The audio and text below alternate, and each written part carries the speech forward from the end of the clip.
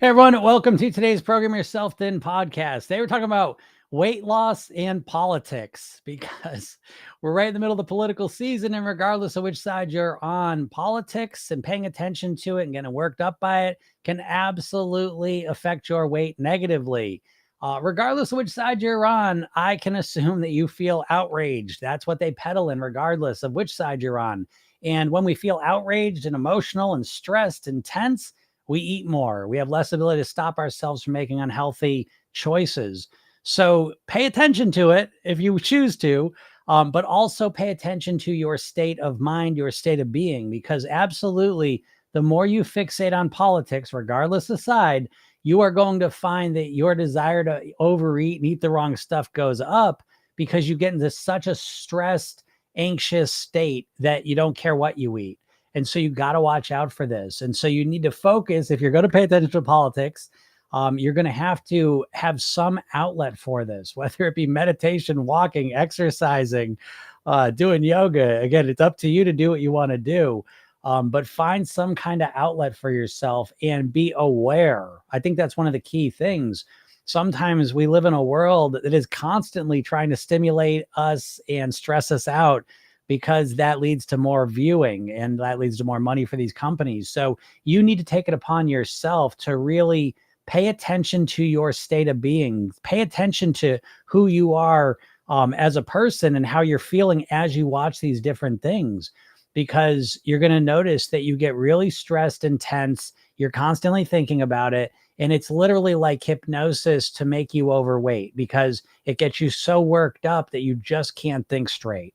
So start to ask yourself the question, regardless of what happens over here in politics, how do you want to feel in your little corner of the world? And you need to make that distinction, because there's nothing worse than getting really upset about politics and then starting to eat a bunch and having it negatively affect your weight, your health, your happiness. So remember, focus on yourself first and focus on the politics second. So I hope this helps you out. If anyone has any questions, feel free to ask them, because why not? Any questions are good questions, right? We found that out. And there really is no bad question in that sense. We found out the last couple of days here, if I don't know if they're here, but the main thing stopping you from weighing what you want is not your willpower, and it's not the diet plan. It's almost always that what you think you should do or the way you think you should approach it is incorrect. It's wrong. And it's clarifying those misconceptions that will usually bring you closer to your goal than anything else. And it's not the easiest thing to do, I wouldn't say. That's why I try to get out here, because again, if you're living in your own world, thinking in your own head, it becomes this echo chamber of ideas and concepts, and you kind of get lost in it, and you start to assume, well, of course it's that way. And you start to believe that what you have to do to lose weight are things that haven't worked for you. So more often than not, what we have to do is, when things aren't working for us, when you're not getting the results you're looking for, is to look at the presuppositions you had, to look at the beliefs you had about weight loss, to look at a lot of what you think you need to do and start questioning it, and really start to question some of the foundational beliefs and ideas that you take for granted when it comes to your weight loss. Because I promise you, a lot of the things that you're thinking in terms of weight loss are unhelpful and accurate because they've been put there by the diet industry, which is really the food industry. And so a lot of the things that you think about weight loss, a lot of the kind of presuppositions that you assume to be true, the assumptions you make, are put there by people that have nefarious intentions. And so a lot of the things that you naturally think are completely inaccurate. And so that leads to a place where you feel like you're doing everything right. You feel like you're doing all the right stuff, but you're not getting the results you want. And instead of being able to see, oh, maybe I'm doing something wrong and fixing that, you start to double down and really believe that what you're doing is the right thing, but you're just not getting the results. And that's one of the worst places to be, because you feel powerless, right? You feel like, well, every time I keep doing the thing I think I'm supposed to do, I never get the results. And the ultimate conclusion of that approach is you end up quitting. You get apathetic because you feel like you've tried everything you possibly can and nothing's working. And so instead of assuming you're doing everything right and doing all the right stuff, Instead, we take a step back and reflect at it objectively. And we look at it and we say, is this right? Is this the only way? Is there a better way? Once you start asking questions like that, I think you start to approach this whole thing a lot differently. And I think probably in a better way, let's see here. So many questions. I see Instagram. Let me see here. I see Instagram. People are there, but I see comments and questions are not coming through. So if you're asking anything on Instagram, I apologize, but I do not feel like I'm seeing those questions. It's completely blank. The technology stuff is what it is, right? It works sometimes, doesn't work other times. Let's see. Zoe says, managed to stop a binge today when your podcast came on in the car. Good job, Zoe. And so, hey, when something good works, now, again, I don't mind being part of that solution. I'm glad I was able to help. But deeper is to reflect on, well, what happened? As soon as I heard Jim start talking, like what shifted inside of me? And specifically, how, when you heard me and whatever I was talking about, how did that shift what you were thinking about? How did it shift what you were focusing on? How did it shift how you felt? And how did that lead to a different behavior? Because the more you understand yourself and the more you understand when you do the right stuff, it's kind of like the idea, like success leaves clues. So the more you understand, like, well, how did I do that? What happened there? How did I go from being in a binge mode to being not binge mode? How did I do it? There's solutions there. There's keys there. And so the more you can understand that, I think the better, but great job, Zoe. Glad to help you with that. And I hope it's the first of many. I love myself. What should I actually do? About what? I don't know what you mean.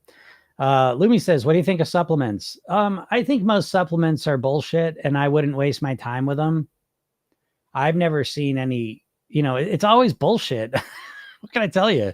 I know people that take supplements don't feel that way. They swear by them, but I think they're bullshit. So I'd much rather get all my supplement needs primarily through the foods I eat. So I would prefer to put my focus, my energy, my money into getting whole natural foods and eating those things. And so I don't really believe in supplements. Now, that being said, I'm kind of ignorant with them. So, I will freely admit that, but I just, I think the supplement industry is rife with bullshit. It's not regulated. They can just say what they want. And so, yeah, not a huge fan of supplements. There's no supplement I've ever seen that helps you master your weight. And on top of that, just the idea of a supplement and diets in general is that there's no one thing that's going to change your weight. There's never any one thing. It's not intermittent fasting. It's not keto. It's not supplements. It's not pills. I don't think there's anything that's going to fix your weight. One thing. I think you need a comprehensive, holistic approach to master your weight. And so I don't believe in a one thing. Even the medicines, I think we're going to find ultimately that they aren't as effective as we thought they were. I think personally. And because they're just changing one thing, they're changing your hunger levels. And so I don't know, we'll see what happens with them, but I would way much rather invest in a holistic strategic solution that I'm in control of and understand that I can follow the rest of my life than to put my hopes and dreams into one thing changing it all. I just don't. And I think that way of thinking about it is so diet oriented, and it's bullshit. And I think that's the core reason why people struggle so much with their weight is you've been conditioned to look at it like, oh, I just need one thing. Oh, I just need to cut carbs. Oh, I just need to track my calories. Oh, I just need to intermittent fast, whatever. It's always like the one thing. And I don't know. I just don't believe that. For me, it's taken a holistic, comprehensive approach. And I can't imagine without that, I don't think I would have ever been able to master my weight. Not even close. So that's kind of the short and the long of it. What's up, Chuck? How's it going? Avocado says, is water fasting okay? I did it and it worked, but sometimes I'm scared. Is it okay? Okay for what? Is it okay to lose a bunch of weight for a little while? Yeah, sure. Is it? I don't understand the point of that personally. I really don't get it. I mean, I understand the point of it, right? You want to lose as much weight as quickly as you can. And so you do that. But I am 1000% against that mindset because it's a fucking trap. Because what do? You lose some weight doing something unsustainable and then you start eating again and then you put the weight back on. Then what? Now you feel, I lost the weight and I felt so good. And now, the weight's coming back. Well, no shit. You weren't eating anything and now you're eating something. So I just don't understand. I think it's the sign of a desperate person and someone who's not thinking straight. So I just don't know. What are you going to do?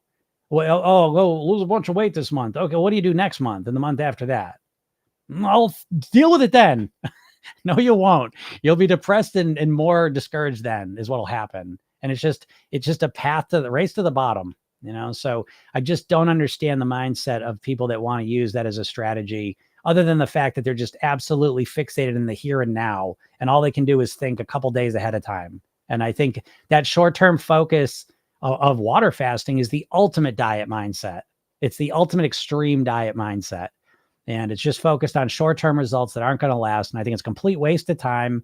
It's a blow to the emotions. It's not good for your body. It sucks. So yeah, I couldn't think anything worse about it than as a weight loss method than I do. So he says, can I live at my goal weight eating all the foods, but in moderation? I love meat and dairy. Yeah, absolutely. You can eat all the foods. It does come down to calories on a very technical level. Of course, the calories you consume affect how many calories you're going to eat. So it's a little bit of like a snake eating its own tail sort of thing. But it does technically come down to calories. And in Program Yourself, then we have clean eating days and pleasure eating days, because I believe you've got to figure out a way to manage and engineer how do you want to eat, including the foods that you really like to eat. You like to eat meat, you like to eat dairy. Great. Let's just engineer them in. Let's figure out how you can eat those things, how much of you can eat them, and still live at your goal weight. So it's just a matter of figuring out, how much do I want to eat them? How much can I eat them? Let me figure it out with the other foods, and let me, again, that's the clean pleasure day kind of model. But you absolutely can eat all the foods. And I think it's important that you go into your weight loss plan expecting that you have to eat all the foods. You're never going to just not eat, you're just never going to like not eat your favorite foods forever. And so I think that's what most dieters do. And I think that's a core reason of why they struggle so much, is because in the back of their mind, they say, in order for me to lose weight, I can't eat my favorite foods. I got to give those up. And you can do that for a little while. And at some point, you're going to go back to those foods. And then your belief, I can't control the weight, you're going to put the weight back on. So to me, again, the big difference, what I'm talking about, if you don't know, is that, most people are focused on weight loss. I'm focused on weight mastery. The difference being that weight loss is all about getting to your goal weight, and weight mastery is about living at your goal weight. And so that's really what makes what I'm saying a lot different than what you're normally hearing when it comes to weight loss. Is I don't give a fuck. I don't give a shit if you lose a bunch of weight quickly. I don't care. I'm not really impressed by your weight loss until you've done it for a year at least. And really, I'm not learning anything from you until you've done it for 2 years. Don't give a shit. I'm happy for you. Proud you made changes, but I'm not learning shit from you until you've done it for at least 2 years, because otherwise you're just willing yourself to do it. You're just forcing yourself. There's a short-term approach. I don't give a shit. I only care about long-term approaches. And so, if you're going to really think long-term, then you need to have the food you really like to eat have to be a part of that plan. And so right from the beginning, with Program Yourself, then we start with your maintenance plan. The whole goal is your maintenance plan. It's not about how fast you can get to your goal. It's about how long can you live there for. So we start with the maintenance plan right from day one. I urge people, start with your pleasure days the first week. I know you're terrified of that, but that's part of the problem. You need to learn how to eat for pleasure in a moderate way. It's not that hard either. It takes some practice for sure, but it's not rocket science. It's not the hardest thing in the world. I just want to let Instagram know, I see people are on here, but I for some reason, I'm not getting comments. I'm going to try something. This is probably going to blow the whole thing. Let's just give it a shot. Why not? Yeah, it blew the whole thing. Oh, well. Oh, there it is. Yeah, restarted. So I don't know if people are writing comments, but I apologize if I can't. I'm not ignoring you. I can't see the comments. Cray851, thank you so much for your support. You're welcome. You're welcome. That's what I do it for. I love myself. I naturally lose weight very fast, but gain it back faster. How do I stop binging? Well, I mean, I can already tell from that comment, one becomes the other. I naturally lose weight very fast because you naturally lose weight very fast when you what? When you dramatically cut calories, right? That's the deep structure of what you're saying, right? So if I'm going to assume, maybe you don't mean this, but I'm going to read this phrase the way that I'm interpreting it. I naturally lose weight very fast when I do something extreme and cut calories dramatically, but gain it back faster when I can't keep it up and I go back to eating how I always eat. How do I stop binging? Well, you stop doing extreme shit to lose weight. Because again, I mean, notice the pattern here from water fasting to losing weight really fast naturally. Yeah, when you do crazy shit that you can't sustain. And this is your diet mindset, everyone. You just care about fast weight loss. This is the mindset that gets you trapped in being overweight, basically, right? Because you can lose weight and then you put it back on all the time. The big problem with weight loss isn't the weight loss piece as much as it is everyone putting it back on. Well, why is that? Well, don't you think it might have something to do with the fact that the way you're losing weight is a way that you don't want to keep up? It's overwhelming. It's intense. It's too difficult to keep up. Unpleasant. You feel deprived. You're bored. So again, with Program Yourself Thin, we recognize this and we start to build a strategy, A, that's customized around you, but B, it's not extreme. It's built to be long-term. And you've never looked at weight losses. I already know this. I know this. I know your brain more than you do. I know your dieter brain. I know. I can pinpoint all the reasons why you're overweight. It's very clear. You're flummoxed. You're lost in the sauce. I don't understand what's wrong with me. I don't know why I can't stick to a diet. I don't know why I can't do this. I don't know why. I don't know why I lose weight really fast and then put it back on faster. I don't know why. I do. I know exactly why. It's clear as day to me. It's clear today as anyone listens to this podcast or, is part of the program. It's fucking plain as day. It's like you dieters are doing the exact right thing to struggle with your weight. You don't think of it that way, but it's like you couldn't do anything more to struggle with your weight than you're doing. It's literally it's that crazy. So yeah, I love myself. Tell me what you did to lose weight though. And let's find out if I'm right or not. Was I right in making those assumptions? Let's find out. What's up, Tabitha? You changed your name again? I feel like you spelled your name different now. Am I crazy with that? Avocado, I went from 96 to 63 using water fasting. Who gives a shit? How long did you stay at 63? I want to know that. Answer that question. I got to know. Now I'm 70. How long has it been? Still alive. I have not. Listen, first of all, there's always outliers. Okay. So avocado here could be the outlier that, they did the water fasting and lost all the weight and now they maintained it and all the rest of it. God bless you. Again, I'm not here to put anyone down with it. I'm saying for the majority of people, that approach isn't going to work. And what's going to happen is you're going to do something extreme like that for a little while and you may drop a bunch of weight and then you won't be able to maintain that extreme thing and you'll put it back on. And so, hey, go experiment with it. Go, folks. You know what I mean? If you've never done that and you're interested in it, go experiment with it and see how you feel.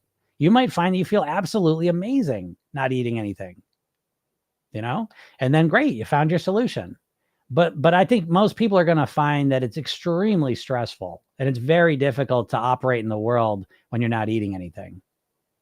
And so, and then in that case, you might have to find a different strategy. So, is it possible to drink a glass of wine while eating less for losing weight? Yes, absolutely. You can drink wine. You can eat your different stuff. I mean, really, it's just about being strategic of how you're manipulating your calories. Okay. So again, wine and beer and alcohol don't make it easier. They definitely make it harder, but I drank the whole time I was losing weight. I was drinking beer. I was drinking wine. I moderated it, but I was able to figure out how to drink alcohol and master my weight. So I think you should go into it that way. There's a million ways to master your weight. I think the first and foremost, you should focus on what works for me. What do I want to do? How do I want to live? Because it's not just about the weight, it's about the quality of life. And so if drinking wine for you gives you a much higher quality of life and you're going to do it, then accept that. And then the next question becomes, how can I drink wine and master my weight? And obsess on that question, though. That becomes the question you obsess on, right? Because I think we get into trouble sometimes when we're like, oh, I really like drinking wine, but I got to give it up to lose weight. And then we're not going to give up the wine. And so now we're not going to lose weight, So that's where people start getting in trouble. So you can do a lot of things and lose weight. You can eat ice cream and lose weight. You can drink wine, lose weight. There's a million ways to lose weight. You just have to be strategic with it and honor yourself, Ronnie says, hi, Jim. I was craving brownies the other day, and upon eating them, I became aware of how much it negatively impacts my body. But psychologically, whenever I get stressed, I still crave it. Why is that? Because your primary connection and association to brownies is pleasure. Okay. So the process, and this is what we do in Program Yourself, then is one of the primary things we do. There's three phases of eating. There's anticipation, consumption, consequence. In this culture, we have been obsessively conditioned to focus on the anticipation and the consumption of the food. Every single ad you've seen for food, and you've seen tens and tens of millions of them in your lifetime, every single ad focuses on the anticipation of the food coming towards you and the first couple bites of the food. No one shows you the last bite, the end of the plate, the sitting there feeling full, the consequences starting. You never get focused on that. So you've had an entire lifetime of literally, when you think about food, you're like, oh, maybe I'll have some ice cream, and you're struggling with that. What you're doing is you're thinking about the food in terms of getting it, eating it. That's how you're thinking about it. That's the movie you're making in your mind, and it's cranking up the cravings. And so Ronnie over here realized how negative it was, the consequence phase, paid attention to that. Great job. But that's one time associating to the consequence and a lifetime of associating to the anticipation and consumption. And this is one of the hardest pills for people to swallow, is that to truly change your eating, you've got to practice thinking differently about food. You have to practice it. I just had this conversation with someone who's a concert pianist. And, she always goes to me, she goes, geez, adults are the worst students, because adults get the theory of what we're doing very quickly, but then they get impatient for the process of instilling it into their body to be able to actually do it. And it's the same thing with what I'm talking about here. You think, as you as a dieter, you think, oh, I know exactly what I got to do. I just got to get myself to do it, which is one of the most ignorant things you could ever say, because the getting yourself to do it's the whole fucking game. Knowing you should eat a certain amount of calories a day. I mean, a fucking child could read that and understand that. It's the practicing to get yourself to eat that way consistently. That's the hard part. And that's what dieters are just like, oh, I know what to do. I just got to get myself to. No, you need to practice it. You need to practice thinking like a thin, healthy person in the same way that you would practice playing the piano, practice your golf swing. You need to practice it. Just because you know what you should do doesn't mean you're just going to do it. And so the eating is the same thing. Just because oh, I should focus on the consequences of the food. Yeah, great. But that's not what you naturally are doing, because you've spent your whole life focusing on the anticipation and consumption. So it takes practice to bring yourself to focusing on the consequence of it. But when you do it, you got the world on a string, because like the consequences, every time you eat these shitty foods that are making you overweight, you feel like shit. Physically, mentally, and emotionally, every time you overeat or eat shitty food, you feel like shit. And you've been hypnotized, literally hypnotized by the food industry to focus and think about food as the anticipation and consumption, and you just ignore the consequence. After you eat like shit, you disassociate. You scroll on your phone, you watch TV, you're on the computer, you're distracted. And as you start to connect to the consequences that are always there, so I'm not bullshitting you, every single time you overeat or eat shitty food, you feel like shit, but you never pay attention to it. And learning and practicing to pay attention to that it's a practice. You have to practice it. Great, you heard me say it. That doesn't mean fucking anything until you start practicing it consistently. And after you start practicing consistently, then you start actually building up the neural connections, the neural networks eventually of your primary way of thinking of food becomes, how am I going to feel 6 seconds after I take my last bite? What's the consequence? 6 seconds after I finish eating, how am I going to feel? And when that starts to become the primary thought in your head when you're making a food decision, well, guess what? You start making different food decisions naturally. But it takes practice. And to be honest, a lot of adults don't want to practice, but that's what's going on, Ronnie. So again, great job. But now you just need to practice that and understand, again, this is where most adults really lose the game. Because most of us, to be honest, we stop learning in like 4th grade. As soon as we learn how to read and write, that's for a lot of people, that's the last thing they learn in life. I mean, really learn, because there's a big difference between learning information and concepts and learning actual physical skills. You know this. I mean, if you golf, if you learn about how to do a golf swing or watch a video on it, like, oh, I get it. Okay. And then being able to do it's a totally different thing. Or you play a musical instrument, like understanding what you're supposed to do and being able to do it are 2 totally different things. And it's the same thing here. So that's a great question. I'm glad you brought that up.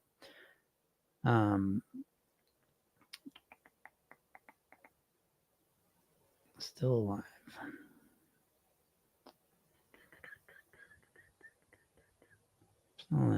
Avocado, I gave you 500 plus likes. I think you deserve it. Thank you, Avocado. I appreciate that. Even though I'm going to bust your chops a little bit. What's up, Mario? Rainbow Chaser, how's it going? Good afternoon. I have to say, the day I first started listening to you, I had 38 pounds to lose. Now I'm at 8. I'm so thankful for your gym. Holy shit, Mario. That's so funny. I say this to you all the time, Mario, because it's like you, because now you're getting to the fun part, really, because now you're coming face to face with it, that the real work is going on in here, And so for you, I always tell you, you're kind of a catastrophic thinker, right? And so like a little thing will happen and your brain kind of I caught up on this word, catastrophizes it, but that's something I'm going to assume that's a pattern you have in other areas of your life too, right? So that becomes the real work now, though, right? To get those final 8 pounds down, and then again, you'll find this will be the big difference for you. Because I think you've said you've lost weight before as well. The difference between losing the weight and keeping it off is really changing for you. I think specifically one specific flavor of changing it is the catastrophic thinking. I think you tend to naturally almost overreact to things. You see little things and your brain makes them bigger, and then you emotionally respond to that. I'm just guessing here. Again, I don't know you enough to say that really, but I always feel comfortable just throwing out theories to you. Maybe they're right, maybe they're wrong, But great job anyways. I'm really proud of you. That's a big, big, big accomplishment. I'm proud of you. I was trying to lose those pounds for years and years. That's awesome. Yeah, and thanks, Avocado. I like all those likes. Jonathan Walker. Hey, Jim, did you check out the intuitive eater, Colleen? I did check her out. Yeah, she's fine. Yeah, she was great.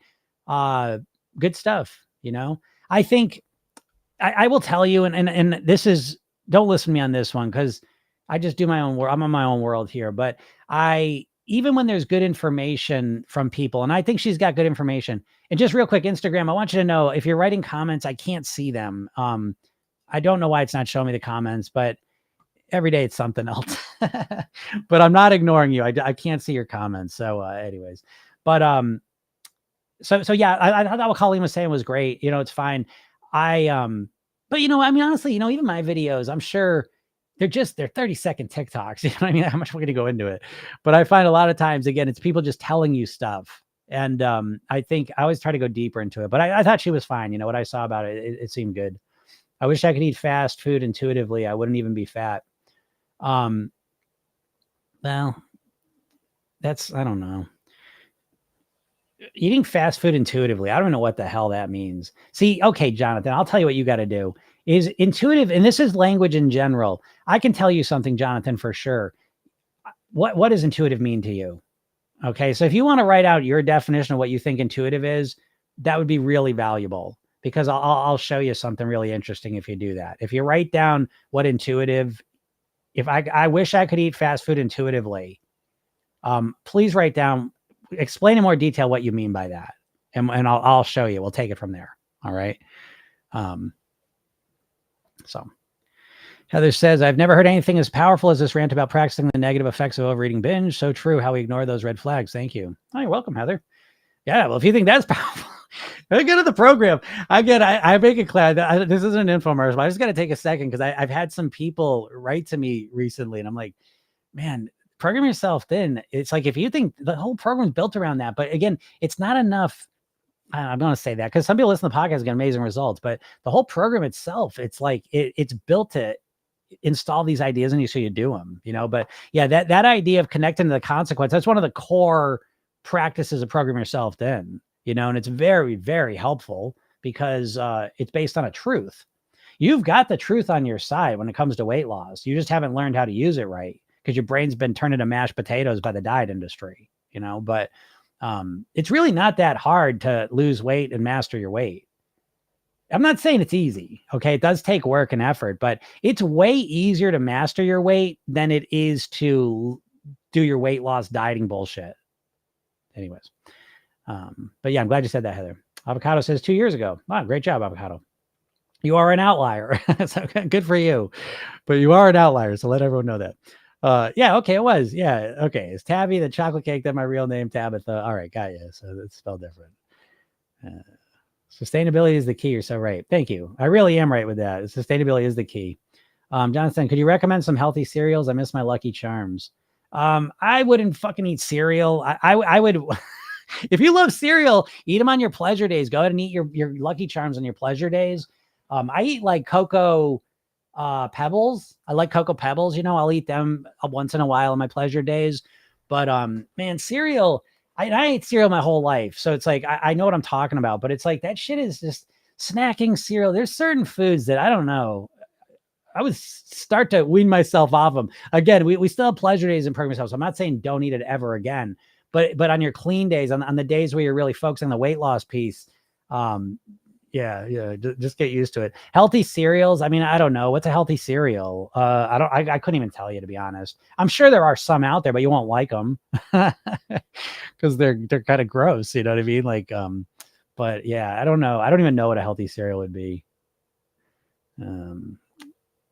So I couldn't tell you, but maybe I'll look into it next time in the supermarket, but I'll never remember. I never even think about cereal. Even the way I go to the supermarket now, it's different. You know what I mean? Like that's what a lot of my clients find, the way you go to the way you go to the supermarket's fascinating because you do it the same exact way every time, talking about pattern oriented behavior in your subconscious mind. But anyways, Sam, I track steps, log food, lift, listen to creators like you and read about nutrition. Exactly right. Great. Super. That's a great way to do it. What's up, Don? Happy hump day. Yep. Wednesday. Nice. Casey says, I'm eating Ben & Jerry's right now. Nice. Enjoy it. Enjoy that Ben & Jerry's. Enjoy the shit out of it. I really mean that, Casey. But then when you're done with it, take a second and go inside and notice. Again, this is the key thing with the consequence piece. It's not the physical consequence, you all, because most people have habituated to the physical negative effects of being of overeating or eating unhealthy food. So you won't even notice it. But Casey, if you pay attention after you take your last bite, you're done. The last bite, 6 seconds later, I want you to notice what you're saying to yourself in your head. What's your internal dialogue about that? Are you saying like, all right, Casey, nice job. That was really good. Now, again, if you're eating it, and again, I don't know, like I just wanted to pay attention to this, but what are you saying in your head? What's your internal dialogue? Is it negative? Is it positive? What are you saying to yourself? What are you saying about yourself? And then emotionally, what emotions are you feeling 6 seconds after you finish eating the ice cream? Do you feel energized? Do you feel vibrant? Do you feel happy? Do you feel successful? Or do you feel kind of heavy? Do you feel frustrated with yourself? Do you feel like you wish you didn't do it? Do you feel guilty? Do you feel shame? Whatever, or something in the middle. So just pay attention. So enjoy the hell out of it, but then just, you owe it to yourself to, what's the consequence to this?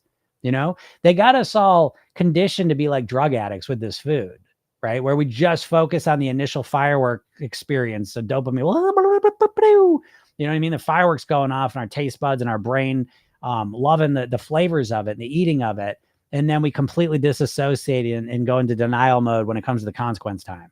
So if you want to live like that, that's fine, but that's an addictive way to live. Mara said, it's been over a month. It's been over a whole month and I'm still at the same 8 pounds over. Why is that?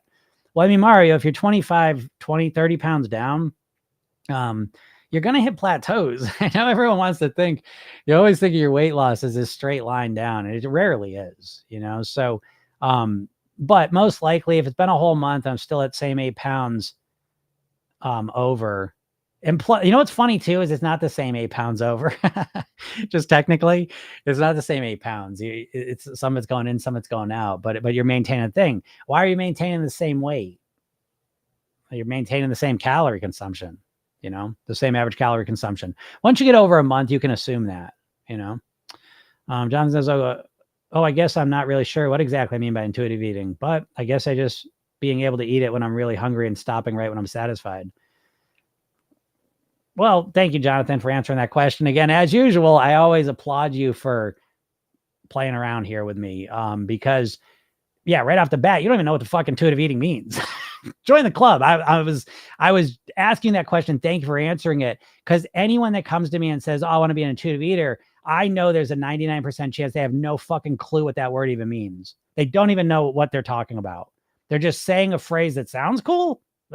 Intuitive eater. So I just eat perfectly. I just naturally eat great and I'd beat my goal weight.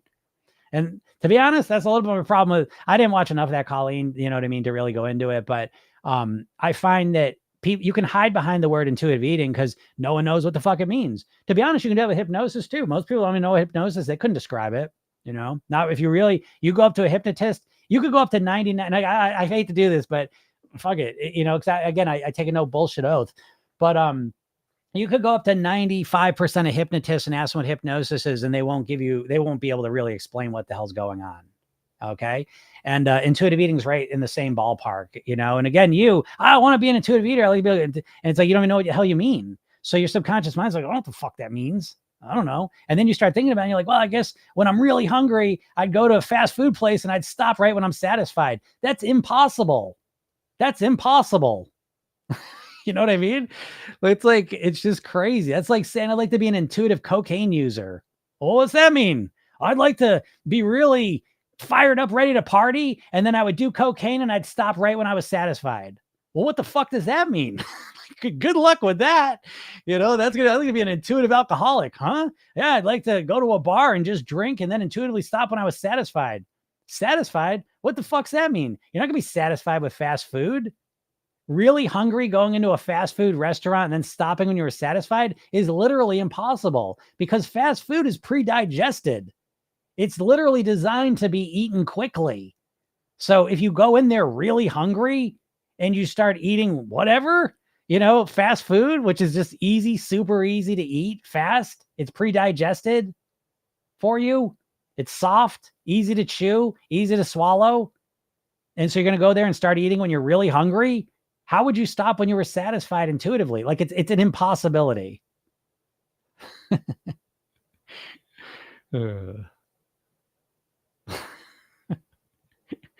There's some protein cereals. Yep. Yeah. Protein cereals. Again, watch out for the sugar. Again, and that's what I'm saying. Like, listen, I'll eat Cocoa Pebbles, which is sugar cereal. I'll eat it on my pleasure days, but I'm not going to be eating sugar in the morning. I'm not doing it. I'm not fucking eating sugar in the morning on my clean days. I'm not going to do that. It's unacceptable to me. So get your protein cereal, but I would suggest don't have sugar in it, because it sets you up for failure the rest of the day, protein or not, So look for, again, you're not going to like any of these cereals that don't have sugar in it. So it's a little bit of, I would suggest to you, if you're serious, 5 days a week, you cut the shit with the cereal. Cereal's for kids. Tough shit. Eat it on the weekends. Be a kid on the weekends. But you can't be a child all week long and master your weight and your health. Tough shit. What do you want? Baby talk, people. How do you feel about 100% cocoa powder undudged? I don't know much about it, but I do know about chocolate in general. So I'm sure this is the same ballpark. That I find chocolate fascinating in the fact that if I eat like really good chocolate that's mostly, cocoa or whatever the hell it is. I don't know. It's chocolate. I guess I got to look deeper into that. But when it's like dark chocolate, like real chocolate, I find it fascinating that I can eat like 2 squares of it and feel satisfied. And then if I eat the bullshit chocolate, that they're serving in candy bars, like I'll eat some of that and I'll just want more and more and more and more and more. So I'm going to assume the same things with cocoa powder, that if you consume of that, you probably will be satiated a lot sooner. I'm assuming that, but I don't really know. But assuming that's the case, then I'd feel good about it. I wouldn't eat it all the time. But I think that you could eat it. I eat chocolate pretty much every day. I'll have like 2 squares of chocolate after dinner pretty much every day. It's high quality chocolate though. If I eat like peanut butter cups, I just want to keep eating them, so I don't know, maybe you're like that, maybe you're not, but I'd experiment with that. So, Rebecca says online purchase only because boutique niche. Oh, I see what you're saying. Got you. Yeah. Protein cereals. Yeah. I'm sure it's a boutique niche. Who wants cereal that doesn't have sugar in it? Oh, what's up, Julie? What about organic shredded wheat, no sugar with bananas? Yeah, I guess that sounds okay. Yeah. I mean, what would be, again, all the cereals have sugar in them as far as I know, even the ones you think don't, but I'm sure there's one that don't have sugar in it. I'm sure they, at this point, it's fine. I don't know. I don't love sugar. Cause what do you just eat in the sugar plain? Are you just eating the cereal plain? Now you got milk in it or whatever type of milk I don't know. That's got sugar in it. I think it's easy to overeat it. I don't know how satisfying. I'm sure there are cereals that are more satisfying. Like you're saying, like shredded wheats, bananas. I think that's a good strategy. If there's no sugar in it and it's shredded wheat and you're not consuming a bunch of milk with it, I guess that's okay. And again, please let me just reinforce something, that everything's a spectrum. So I always make a very clear effort to kind of meet you guys where you're at. I don't really like talk about like, what do I do? Well, I've been working on this for 30 years. So it's like my eating is probably a lot cleaner than you if you're just starting the process. So I never want to be like, I'm not trying to talk like a, where I'm at, you know what I mean? So it's like, again, if you're typically, so let me make this point. It's so important. If you're typically eating bullshit cereal with all the sugar in it, and right, it's 90% of the cereal is all bullshit. But if that's what you're eating typically, yeah, going to shredded wheat with bananas is a tremendous improvement. Okay. So please understand, I don't want to be talking in black and white, all or nothing thinking. I want to make clear about that. So there's phases of things. And I think if you eat a lot of cereal, I think the smart move is to start making it healthier and kind of progressing to better and better, how do you feel about zero calorie sweeteners? I feel terrible about them. I wouldn't consume zero calorie sweeteners at all. Not interested in it. I get asked this every day, and there's a study that I've just reading about. I don't know if you want to know who it was, I can tell you if you're really interested, but she did a bunch of studies with rats, and she fed them regular sugar, artificial sugar. The artificial sugar group put more weight on, and she said it was because it caused metabolic derangement. And basically the story is that it's not real. In the real world, you have you eat sugar, and the sweetness triggers your body to say, okay, get ready, some calories are coming. And so your body prepares by increasing insulin production. And now all of a sudden you're getting that sweetness, but now there's no calories. And so I think what happens is it probably causes you to feel hungrier overall. And I think it creates it's just weird, you know what I mean? Because you're getting the sweet thing, but then the calories aren't following it. So it's unnatural. And I think that's what leads to the metabolic derangement she was talking about. And I think it creates issues and problems that we have no idea about, And so there's that. But then my biggest reason that I think, is easier to hang your hat on, the reason I really limit sugar and/or artificial sweeteners is when you eat really sweet, unnaturally sweet things, sugar's unnaturally sweet. Sugar's not like a natural thing, by the way. You don't just tap a sugar cane and out comes the sugar. The sugar you're consuming, sucrose, is extremely processed. You couldn't make it at your house. It's extremely processed through industrial processing methods to get it to where it's at. And what that means is, just like cocaine has become extremely concentrated and processed so that you get an instant hit from it. And so the sugar is the same way. So it absorbs into your system extremely quick. So either way, whether it's artificial or sugar, they're both very, very unnatural sweetnesses. And what they do is they calibrate your taste buds, your tongue, to extremely unnatural sweetnesses, so that when you go and eat some natural fruits or vegetables or foods after that, they seem extremely boring to you. And now as soon as food seems boring and bland to you, you just naturally don't want to eat it as much. And now it's harder to get yourself to eat it. So I really limit my sweetness consumption because it makes it harder to eat healthier foods. It makes them less appealing to you. And if you don't believe me, go test it out. Go eat some bullshit sugar, real or fake, and then go eat a banana or a salad or something healthy. And notice it tastes very bland and boring in comparison, which means you have less motivation to do it. And so overall, it's going to be a negative thing. So, again, that's what I think. Jonathan's, but sugar has to be worse than 0 calorie sweetener. Why, Jonathan? Why does it have to be worse? Because there's no calories in it? Again, y'all so scared of calories. You know what I mean? I think about it almost every morning when I eat my peanut butter, because I have people tell me, oh, bro, the calories in the peanut butter, dude, that's way calories in there. Yeah, well, you got to fucking eat some calories. So you better figure out which calories satisfy you and you enjoy. Ever think of that? So, you know what I mean? And the calories that are in sugar, I mean, really, at the end of the day, it's really not that much calories. I mean, I guess it depends what you're doing, but I mean, what are we talking about? A soda? You know what I mean? So again, I forget how much calories are in a soda, but whatever. I don't give a shit. Drink your sodas and drink your real sodas, your fake sodas. I don't give a shit, because there's, what is it? It's like 18 packets of sugar in a 12-ounce soda. 18 packets of sugar in a 12-ounce soda. Now, I might be off on one or two of those, but it's like 16 to 18 packets of sugar in your 12-ounce soda. Would you put 18 packets of sugar in your coffee? You wouldn't, and you couldn't, because it would be disgustingly sweet. But it's fine in the soda because the caffeine in the soda is so bitter that it makes up for the sweetness, so you don't notice it. And the carbonation helps with that too. And so if you're going to be dumping 18 packets of sugar down your gullet multiple times a day, I mean, I don't think you can't be that serious. And if you're putting 18 packets of artificial sweeteners on your tongue, I don't think you're that serious. I hate to tell you.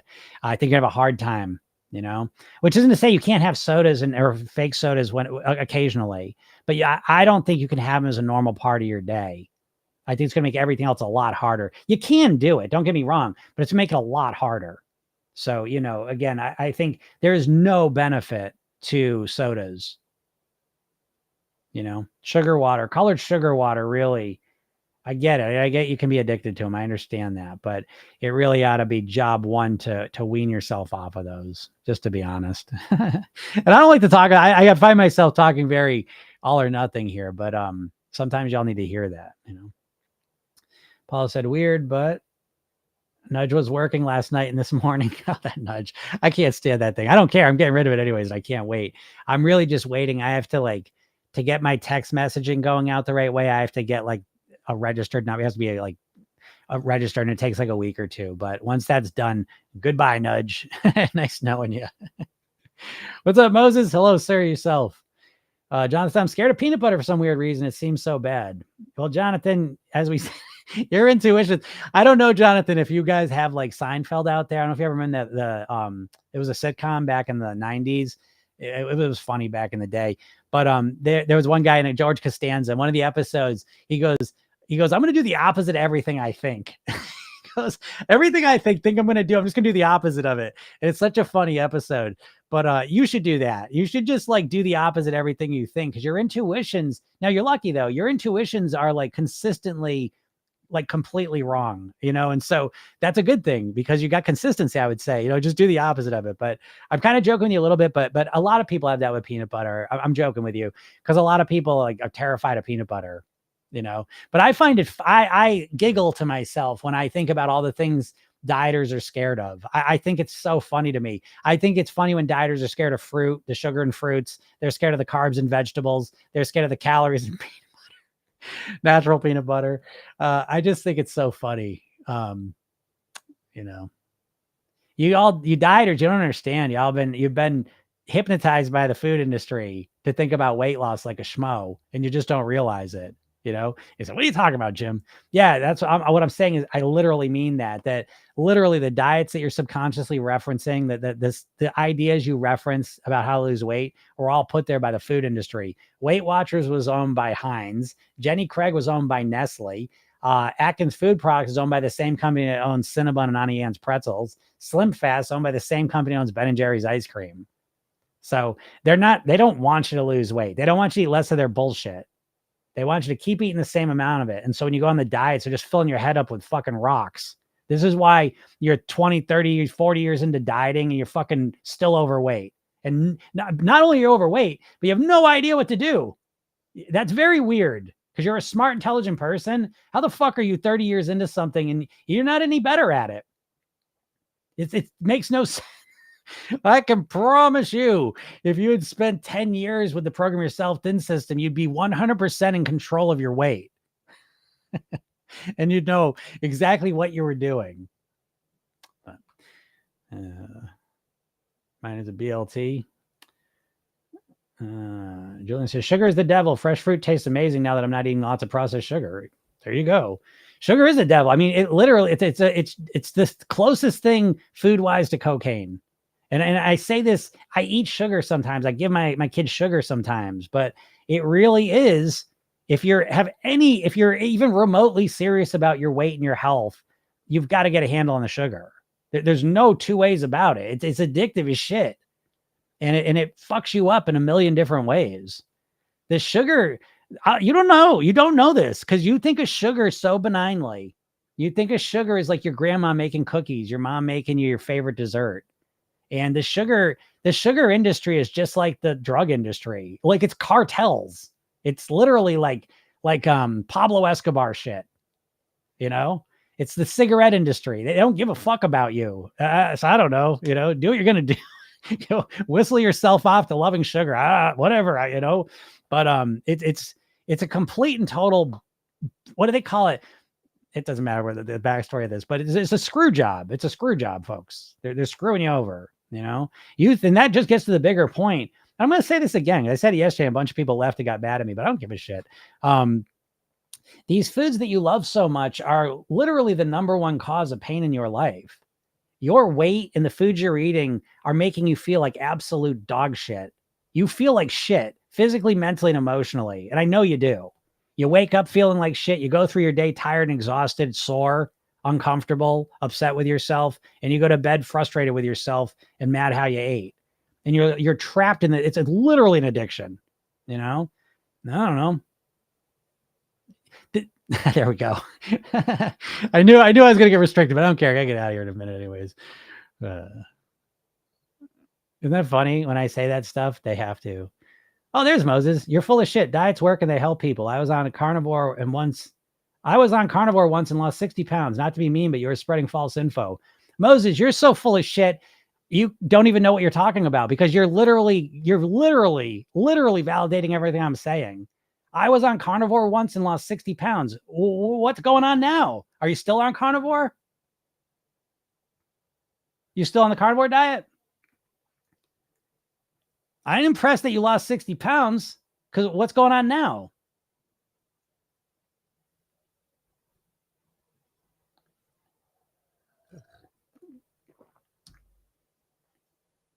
Yeah, you could be rude, Moses. I would love you to be rude.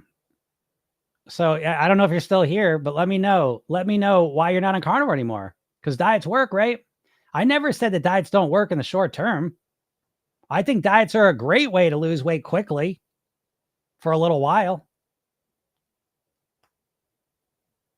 Does anyone else? I love this. This is my dream come true because I say this every day. I say, please, someone argue to me that diets work long term. Do they work short term? No one doubts that. No one doubts that if you give up all the carbs, you're going to lose weight. That if you just eat meat, you'll probably lose weight. That if you eat 1,200 calories a day, you're going to lose weight. I have no doubt about that. But how long are you going to do that? Isn't that the problem, folks? That you keep doing this shit and you can only do it for a little while. And if you look back over the last 20 years, you find yourself doing these things for a little while and you always go back to what you end up doing. Isn't that the core problem? Okay. Oh, so Moses says, well, since I'm not on carnivore anymore, I changed it up a little bit, but I'm going back to carnivore and I'll lose it all again. This is what I'm trying to say to you, Moses, is that if you don't lose it in a way that's sustainable, you're going to lose it again, and then you're going to put it all back on. And I am the last person in the world trying to be a dick here and spread false information. Do you not look around and see everyone in the same fucking boat that they lose weight and then put it back on? Because you did carnivore diet, which is the dumbest diet out of all of them, and you couldn't keep it up. And so what are you gonna do now? What are you gonna do? Keto now? You gonna do keto now? And you can do that one for 6 months, lose the weight, and then what? There's no other way to do it. Thank you. There's no other way that you know how to do it. I help people do it differently every single day.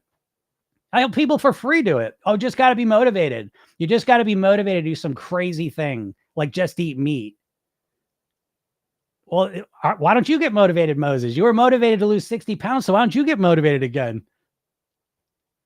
Just get motivated. You wouldn't know how to motivate yourself, Moses, if your life depended on it. And that's another factor. And you dieters don't know how to get motivated. You randomly get motivated. Don't get me wrong. And when do you get motivated? It's usually the pain-based motivation. You step on the scale, you see the picture of yourself, the clothes don't fit, someone says something shitty to you, go to the doctor, you get real upset, and you do something crazy like go on a carnivore diet. And once out of 10 years, you'll stick to it and lose a bunch of weight. And then the motivation fades away. And then you can't maintain the carnivore diet or the Weight Watchers or the 1,200 calories or whatever bullshit diet you're doing. And you go back to what? How you normally eat. Yeah, I will definitely get back to it. Well, definitely get back to it. So again, you're kind of rude, man. Listen, you're the one that said I was full of shit. And I think I am thankful for this because this is my point, folks, is that you ever heard yourself thinking this shit? You ever think referencing all that crazy time? Because everyone's lost a bunch of weight at some point doing some diet. Everyone's done it at least once or twice. And it was an outlier experience. You can't get yourself that motivated anymore. And so now you live in the waiting for that magical Monday when you start your carnivore diet again. Your magical Monday when you start your keto plan again. And it never comes. Next thing you know, 2, 3, 4 years go by and you are just heavier, stuck. Oh, I kept it off for almost 3 months though. Moses, listen, I have been rude. I have nothing but love for you. I really do, because I care about everyone. I want you to drop those 60 pounds for good. But I'm telling you, the carnivore diet's not going to do it. The keto diet's not going to do it. Any of these diets aren't going to do it. They're short-term approaches. They're not built to be long-term. Did you ever think that you were going to just eat meat for the rest of your life? You know? It's crazy. So someone says, okay, so tell me what to do. Okay. So what do you do? Now you're probably not going to like this because it's a slower approach, but you start by systematically transforming your eating in a way that's comfortable for you. So I will give you an example of what I mean. Now in Program Yourself Thin, we structure our eating. So we have clean and pleasure days, but the point is that you structure your eating and you start by really focusing on your worst. Hold on. You start by focusing on your worst eating habit, and you start to focus on that, and you come up with strategies to eliminate it or reduce it and make it better. Then you move on to the next thing. And while you're doing that, you're simultaneously start to don't feel bad for being mean, Moses.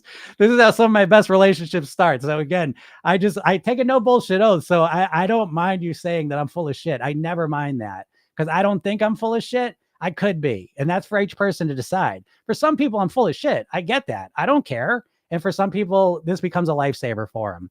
But the main point here for you, Moses, and I'm here to help you out. I'm here to help you out because I know things you don't know. I'm not full of shit.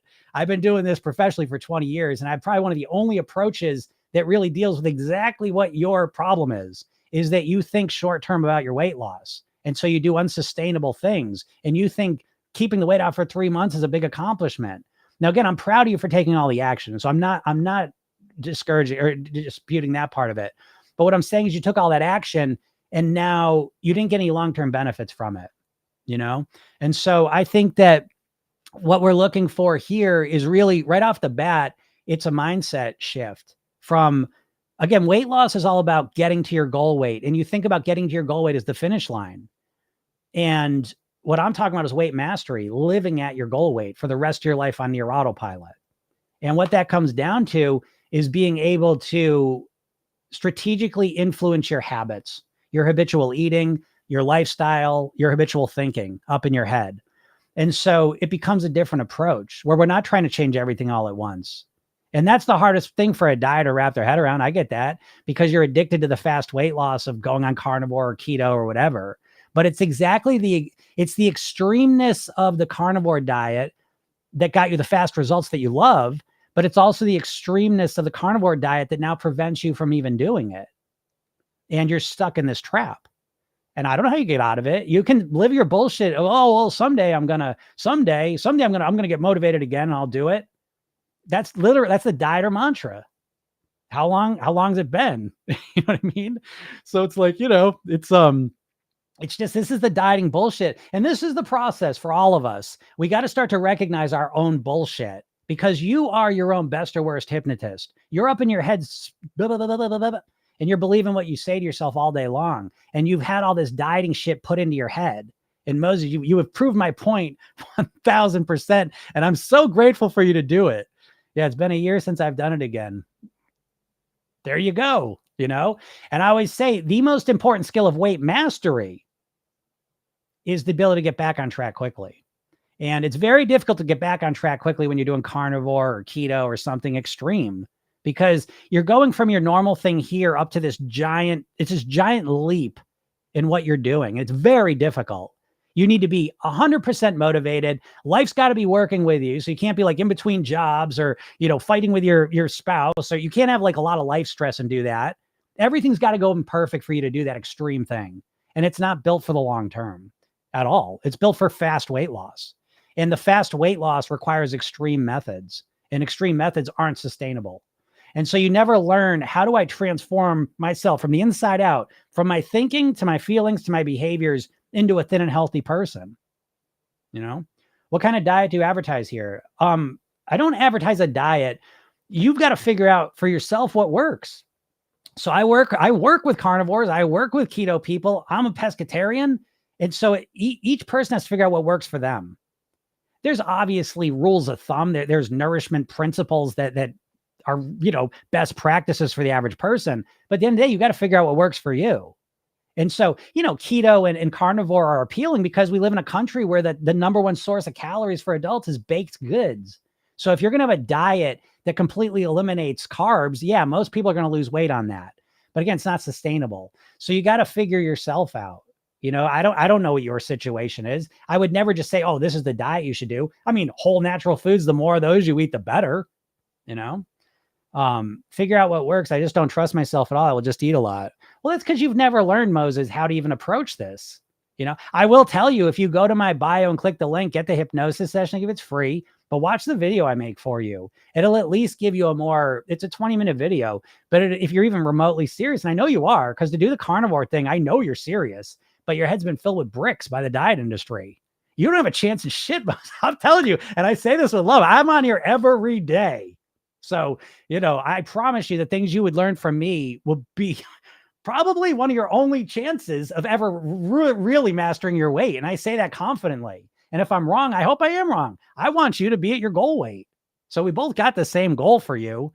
I just think the way you're trying to do it is never going to get you there. And I think that, is my way the only way? I don't believe that. But I think that I'm one of the only ones that I'm like the diet whisperer, bringing dieters from being fucking dumbass dieters that take it as you want. Because again, how many times you've dieted? How many times have you lost 60 pounds and put it back on, by the way? Let me know that. But, I don't know how many more times you would need to do a carnivore-esque or some crazy diet to lose 60 pounds and then put it back on before you realize that ain't working. But that's up for you to find out, But yeah, well, you need to learn how do you change your eating? Dale says, I'm a professional dieter. Where's my badge? Don't take this the wrong way, but your badge is the extra weight you're carrying. I mean, honestly, the badge of every dieter I ever see is the extra weight they carry around. Because when you think of a dieter, do you think of someone thin and healthy, or do you think of someone overweight trying to lose weight effectively? And I'm not trying to be rude here. I'm being a little inflammatory to wake you the fuck up, because I joke about this all the time. As a hypnotist, I always thought I was going to be putting people into trance. I didn't know my career was going to be bringing people out of trances. You're all in like diet or trances. Moses over here arguing, busting my balls, saying I'm full of shit when he just lost weight on a carnivore diet and put it all back on because he couldn't keep it up. That is, I mean, what other explanation we have for that being deep in a trance, So I am being somewhat inflammatory to kind of wake you the fuck up. Stop dieting. Please don't carnivore it again. Unless you like losing weight and putting it back on, but because there's, people are into different stuff. But if you want to lose the weight for good and keep it off, I would suggest you use a different method. What do they say? The definition of insanity is doing the same thing, expecting a different result. Now someone's got to do it a couple of times before we learn the lesson. But I promise you, these words you're hearing today will be ringing in your fucking ears. You'll never forget this conversation. I promise you that, because I know it's hitting right to the heart, right to the middle of your fucking brain. And it's, I'm thankful for this. It's been so wonderful the last 2 weeks. We had Jonathan, we had Athena, we had Natri, and now we got Moses. And what it is, I don't want to sound this ridiculous, but I don't like the word guru, but guru in India, it means bringer of light. And I feel in a way that you guys have been so great because I've been able to bring a little bit of light to you, whether you realize it or not. I know those three do. Moses, I don't know if he realized it or not, but you've been kind of lost in what you're thinking. And as long as you think, oh, the only way to lose weight is carnivore, even though it hasn't worked for you, if you believe that's the way you got to lose weight, you're lost in the sauce, dude. You're never, ever going to get the results you want. And so now I know this is uncomfortable probably for you. You don't like it, but at least you're in the real fucking world now. So you're welcome.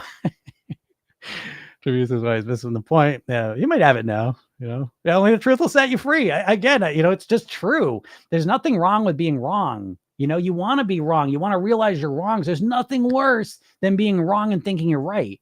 Because then you're like, oh, no matter what, I do this. I don't know. Dale said I lost over 100 pounds 3 times in my life, ran marathons. I want my trophy. Where are you at now with it, Dale? Where's your weight at now? I don't know if there's any other questions now. But this is what I mean, folks. You can't. I'll go back to see Moses, but I kept it off for 3 months though. And again, I want to sound supportive of that because I'm proud of all the action you took. But then on the other hand, I'm so sad to think that you took all that action energy and you kept off for 3 months. Gives a fuck. 3 months doesn't feel like anything. It doesn't feel like anything. You all have done this. You all lost weight and then put it back on. You're not happy that you lost the weight. You don't think of that fondly. You're pissed off that you put the weight back on. This is what I'm trying to tell you. You can't just fixate on the weight loss piece. You've got to focus on living at your goal weight. How do you do that? You create a plan that's custom built for you, that strategically works for you. Let me tell you this, the weight mastery pyramid, that's what we follow in the program. Weight mastery pyramid, in order of importance, mindset. You've got to change your mindset. What is the mindset? Well, so it's mindset, lifestyle, eating. You're just trying to change your eating. That's why it's not going to last. You need to change your eating. Your lifestyle underneath has to support that. And then your mindset underneath has to support all those things. And what's your mindset? You don't know. Your mindset is it's like you're intuitive. It just like, it's a vague term. You don't really know what it means. And Program Yourself Thin, it's broken down to 6 categories I take you through. First one's motivation. Y'all don't know how to motivate yourself.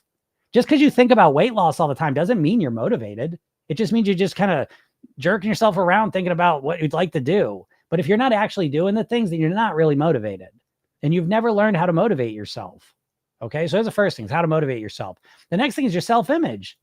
How do you think about yourself? You think about yourself as an overweight person, an overeater, out of control, you're never going to be able to be a thin and healthy person long-term. So we got to work on changing your self-image right from the beginning. This is an inside-out process of changing the way you think about yourself at the core of it.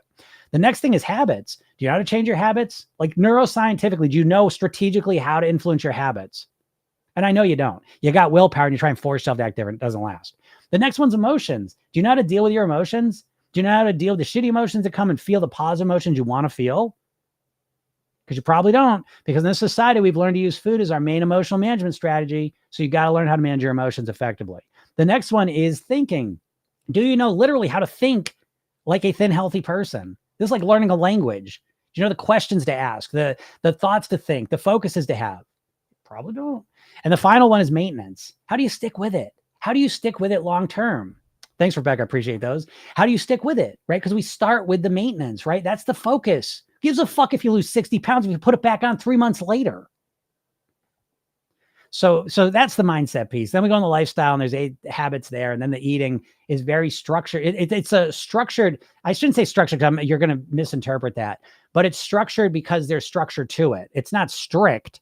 It's structured so that there's some frameworks to it. You can't just intuitively eat in this culture. No fucking way. You can't just walk into McDonald's really hungry and intuitively eat well. It's never going to happen. Never, never, never. You need to have some strategies, some structure to how you eat, some stability. And that is a cornerstone of mastering your weight in this environment. You can't just trust yourself. That's like a cocaine addict walking into a cocaine store. I almost got to trust myself. No, you better have a plan. And most people have none of these. Tawana says, how do I focus on fixing my relationship with food and build better habits, but lose weight at the same time? I mean, I think you become more mindful. You become more aware. Program Yourself Thin, we always say awareness precedes change. You all are not aware. If you're a dieter, you're absolutely not aware. The diets have literally conditioned to be less aware. And so developing awareness is really the first step in mastering your weight. And so fixing your relationship with food begins with more awareness. And that does a lot of the work for you, because once you start actually paying attention, what you're going to notice, and I don't have to know you to know this is true, when you pay attention, you're going to realize when I eat shitty food and overeat, I feel like shit. When I eat healthy foods and eat the right amount, I feel a lot better. And it's basically reinforcing that over and over again is how you fix that and lose weight at the same time. Yeah. Kathy says, I feel rotten when I eat fried foods. Yes, absolutely. Pause. I never realized it was not working until I met you, Jim. Yeah. A lot of people don't realize that. Again, when you're entranced, you're not living in reality. You're living in a trance in your head. And dieters are the most hypnotized people on the planet, as far as I can tell. Because they'll be defending their fucking diet. I am so thankful for Moses, because you all hear me. You listen regularly. You hear me say this all the time. That Moses, you are literally the first person. I've been doing this almost 2 years now, and you're the first person to argue with me that a diet works. So again, I can't tell you how thankful and happy I am that you did that, because I've just been waiting for this. and it worked out exactly the way I expected it to. But I find it funny. No one ever is on here arguing, and I get dipshits all the time. I get trolls. I get all of it, but no one ever is seriously going to argue with me that diets work until you, Moses. So thank you so much. I think we have to decenter food, just get a little nourishment and go on with your day. I mean, that sounds good. And I agree with that. But in order to do that takes a complete mindset shift, and a lifestyle shift to make that happen. So I do agree with that.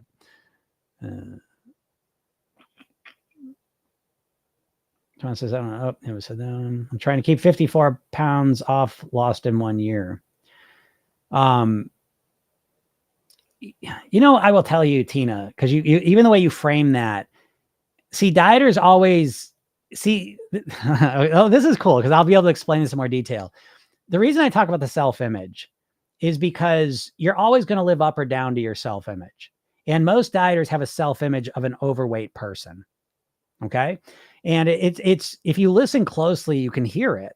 And so even when Tina says, I'm trying to keep 54 pounds off that I lost in 1 year, right? That is a statement that sends bad chills down my spine. Because first of all, I hear the trying, which implies failure, right? If I told you I tried to close the door, is it open or closed? Okay, so that's the first thing. But then here, how about this part? I'm trying to keep 54 pounds off. So what's her reference point? What's Tina's reference point? Let's just assume she's now at her goal weight. Let's just assume that she's at her goal weight. She doesn't want to lose anymore. She lost 54 pounds and she's at her goal weight now. We're just going to assume that. And she started 54 pounds heavier. So now I want you to think about the self-image piece that I was just talking about, your identity. So Tina's here, 54 pounds lighter, at her goal weight. She's been at her goal weight for going on, let's say it's been a year, and she's now at her goal weight. So does she identify as her new Tina at her goal weight? Or does she identify as overweight Tina, 54 pounds heavier? And the answer is right in that statement. I'm trying to keep 54 pounds off that I lost in 1 year. So she's referencing, Tina still in her mind thinks of herself as this overweight person, and she's trying to keep the 54 pounds off because her primary identity is that of the 54 pound heavier Tina. And this is what most dieters do. You reference constantly, you're referencing your overweight self and you're thinking, I lost 20 pounds, I lost 30 pounds, I lost 40 pounds. And what I would be saying is, I am doing, again, what I'd like to hear, let's keep it in the trying. I'm trying to keep myself at X amount of pounds. So this is a little verbal trick you can do to start developing the self-image that you want to have. Stop saying, I want to lose 50 pounds and start saying, I want to be X amount of pounds. Right from the beginning, you want to start working on this new self-image. And every time you say, I want to lose, I lost 54, what image do you get in your mind? You imagine yourself overweight, and then I lost 54 pounds. You're not saying I weigh X amount of pounds now. I want to live at X amount of pounds for the rest of my life now. Did you hear that? And again, I'm not picking on you, Tina. Again, I'm literally coaching you right now. Probably the most important thing you could do. Because again, there's nothing worse than losing 54 pounds, doing all of that work and then putting it back on. But your language is revealing your subconscious programming. And you're subconsciously programmed still at identifying as being 54 pounds heavier, and you're doing everything you can to keep it off. And your language reveals all that. So, and there's no real question there, so I'll just leave you with that. Dale says, I'm currently 60 pounds over goal and I eat stupidly because wedding's coming up or something else. I get that it feels that way, but it's never that, in Program Yourself, then we do the 80-20 rule of eating. It's not the 20% of the random weddings or holiday or bullshit that comes up. It's the 80% of your habitual eating. That's what's defining your weight. And so that's what you need to dial in. It's not the weddings, right? Weddings are as important. I know we have a negativity bias, so we emotionally are more connected to the negative stuff than the positive stuff. But, when people go away for a week of vacation, that week of overeating is as impactful on your weight long-term as a week of dieting is, which is pretty much zero, So Dale, it is not those things. But I get that it feels that way. Kathy said, I think we all need to have certain boundaries for ourselves. Do you agree? Absolutely. You got to understand yourself, absolutely. you've got to strategically figure out what works for you, and live by those ideas, those strategies, So I do agree with that 1,000%. Randy says, what if eating a lot doesn't make you feel bad? Tips for eating less volume. Randy, yes. Thank you for saying that. Yes, eating a lot doesn't make most of you feel bad because you've habituated to be overeating. Okay. That's why I said, pay attention after you overeat. Go inside your head and listen to the conversation that's going on. What are you saying to yourself after you overeat? And how do you feel emotionally after you overeat? Do you feel excited? Do you feel vibrant? Do you feel alive? Do you feel motivated? Do you feel successful? Or do you feel bad? Do you feel discouraged? Do you feel frustrated? Do you feel mad at yourself? That's what you'll be able to pay attention to. Yeah. The physical stuff, you're not even going to notice it, most likely. So, Power Medical, listen to your program 3 times a day. I'm down 22 pounds since last December. That is awesome. Yeah. And Power Medical is, killing it. I've listened to your lap band hypnosis video, not in V. I don't know what that means. Down 38 since 2018. Wow. Great job. And that's the key thing. When I see that, again, 38 pounds down is that's great. But the main thing that really inspires me is 2018. Again, I that's the long-term thing. I'm not being dismissive of your weight loss, folks. Understand that. I'm trying to bring you out of the trance of just being so literally fucking entranced by fast weight loss. Fast weight loss is short-term weight loss most of the time, so you got to start thinking some other way. I would love to lose more, but yes, you're right. Yeah. Noticing that this week after listening to the lap band hypnosis sessions, I left food on the plate. Yeah. Great job. Yeah. That's awesome, Apple user. That's how it is, folks. That lap band session I give away for free if you take a little bit of action. I give lots of stuff away for free to people that take action, but I'm not even going to let you know until you got to take some action. I'll give you more free shit than anyone I know of. And I got more stuff coming, but you gotta at the very least go to my bio, click the link, get the hypnosis session and watch the video. Then I send you emails every day. I send you a little secret cool things. If you take action, I give you little cool things like the hypnotic lap band video. People selling that shit. People selling that shit for like $100, and I just give it to you. I don't know, but that's awesome. That's awesome, Apple user. You should get the program though. If that works for you, the program would knock your socks off. But that's great. Good job paying attention to that too.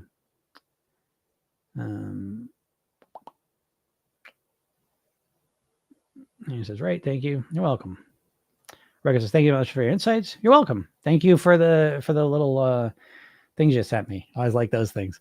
All right, everyone, we get out of here. Again, I apologize. I apologize to my Instagram people. I see you all on there and I can't see any of the comments. So hopefully, I don't even know. I hope the comments were good today, but I'm sure they were. My Instagram people are awesome. But yeah, so I apologize for that. Hopefully tomorrow will be work and just know that sorry I missed you on there. I'm on TikTok. TikTok always works, but I don't know, for whatever reason, my Instagram is kind of off and on. So that's how it is. What can you do? What's up, Shireen? Nice. Yeah. Appreciate all that you give us. You're welcome. You're welcome. And you're awesome. I appreciate you using it, Shireen. So that's why I do it. All right, everyone. Thank you so much. Again, if you're not in my world, please go to my bio, click the link, get the hypnosis session. It's free. Watch the video. It's free. Read the emails. They're free. And watch the other stuff I give you. It's all free. But yeah, I do have a program too. You can, if you're really serious, go join the program, start using that. That shit knock your socks off. And yeah, the podcast is another thing you can listen to free. We do one every Monday through Friday, usually around noon, live. If you ever want to get on here and tell me I'm full of shit, that's cool. Or just talk about anything. I love talking about this stuff with you. So again, feel free. Any questions you have, I'm happy to help you out. That's why I do this. Again, my mission in life is to help as many people as possible live at their goal weight. So I really appreciate it. And thank you. Special shout out to Moses. I really do appreciate this. It made it a lot of fun for me. I hope you got something out of it. Don't, hate this whole approach now, but I really do appreciate it. It makes it a lot of fun for me to kind of go back and forth with this stuff and talk about it. So yeah, that's everything. All right, everyone, have a super duper day and we'll talk soon. Bye.